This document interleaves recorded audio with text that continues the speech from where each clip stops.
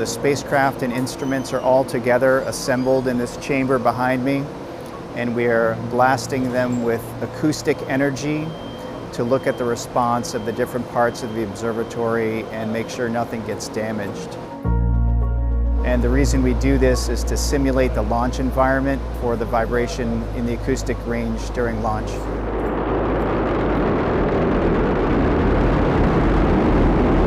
Today, the full level that we get up to is almost 140 decibels, which is very loud. It would definitely damage your hearing.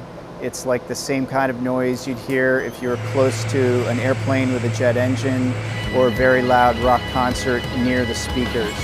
For years, I've been witnessing tests in this chamber for various missions, and I always see the large speakers in there, and they're shaped like cones, which remind me of bells of brass instruments.